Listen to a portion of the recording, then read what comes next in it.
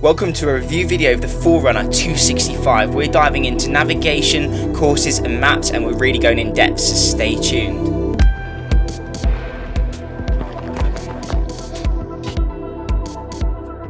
Welcome to another video. This is a navigational video. I've just dropped my car off for an MOT and I thought, why not navigate to the gym using the Forerunner 265? So yeah, I'm just going to walk you through the basics. I filmed a little clip of me actually making the route, so I'll show you how to do that on GarminConnect. I'm going to show you just now how I get the course loaded and how I follow the route. Cool, so you can see we've got an overcast day and we're looking down, the brightness isn't high, and we're going to select the run workout. That's what I'm going to do, try and run and walk to my local gym. It's going to get GPS signal. We're just going to go into the settings now and select navigation, and this is where you'll be able to choose your courses. So I've made a course from my MOT garage to the gym. It's 1.19 miles, select. It won't take too long to load, and then yeah, you can see an overview with the green dot and the red dot showing the start and end of your route. So you can select to do the course, do PacePro where you can choose a specific time. You can choose to look at the map, do the course in reverse if you would like to do that, and look at the elevation plot. That's what we're looking at now. This is the elevation plot going up, and yeah, you can see that throughout the route. Cool, so we're going to go and select do the course, and when you do that, it's going to load the course up now in the running profile, and we can go down, scrolling down, and look at the arrows now and see, yeah, what direction we have to go. The watch is giving me turn-by-turn navigation. Even though I'm going in that direction over there, it knows that I need to first of all get to the top of the road before I turn right. So the other pages here, we've got the incline and I guess decline. We've also got the time distance, so I guess this is my estimated time of arrival. So I don't know what time it is now. It's about 12 o'clock and it thinks I'm going to take at my current slow pace. Oh look, we're on course, that's good. And you notice here on every page you're going to have that little red arrow to kind of guide you in the right direction. So if you start heading off track, it will guide you. What else have we got here? We've got the timer, so this is usually just my running profile. You can still see I've got the arrow here just guiding me in the rough direction. Lap time.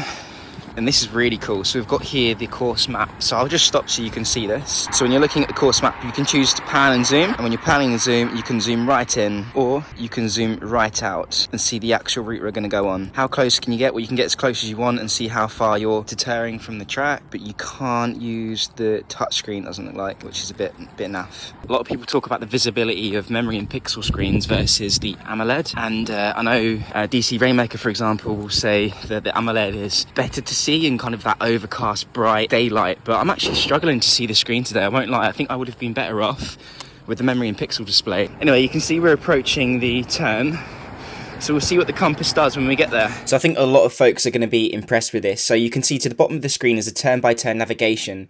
It's going to tell me where the right-hand turning is and how far away I am, and you're just about to hear it beep as I approach it very closely. And it beeped, and now I'm turning right, and as you see, that red arrow marker has now adjusted to show me the right direction to my next turn. So that compass is actively engaging with the directions. Really impressive stuff considering there are no topo maps on this. So we're approaching our next big turn, and as Hayes Outdoors would say, medic!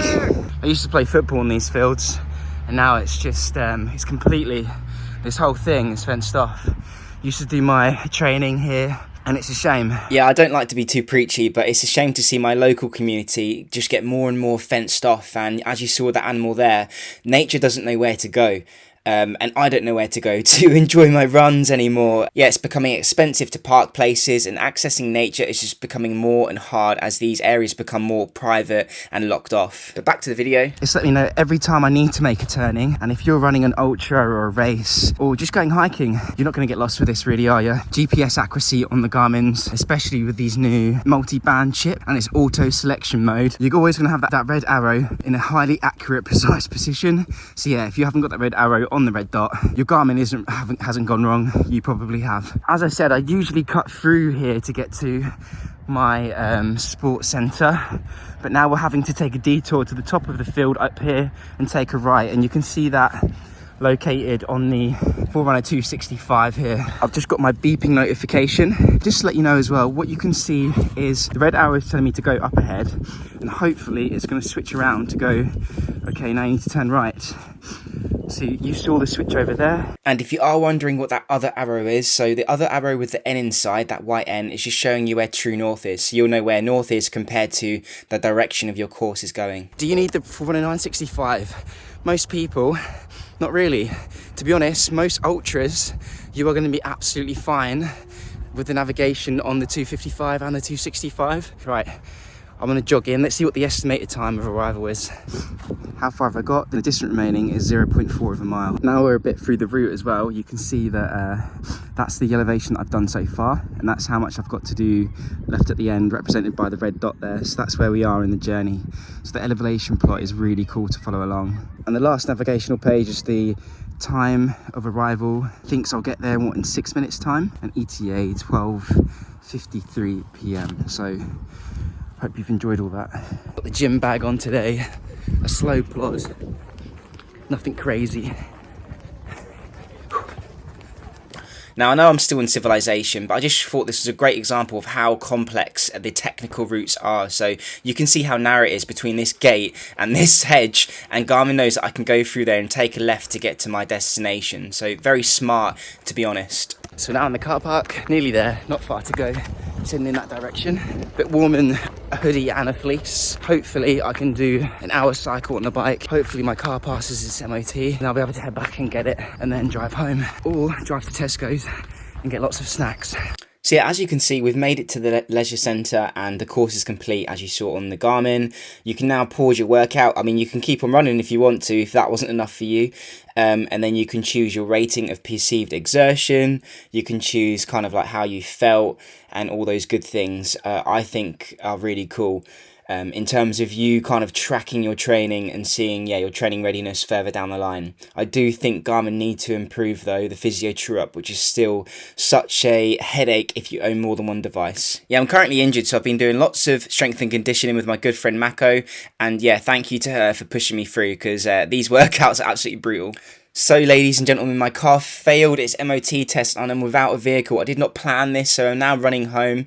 Here you can see a breadcrumb trail, completely unplanned. That's going to show me back to where I started my route, and also I'm able to access the compass. So you can see here, even if you are not planning to navigate, the navigational features are quite strong in terms of giving you a breadcrumb trail and giving you a compass so that you don't get lost, and there's also a back to start feature. Good do they look? I'm going to eat those in a second, but yeah, just to let you know, when you do finish your run as well, you will get a plot of the route you've done. Not that that's going to help you navigate because you've already finished running, but yeah, you will get a cool little plot at the end, so I thought that was quite nice as well.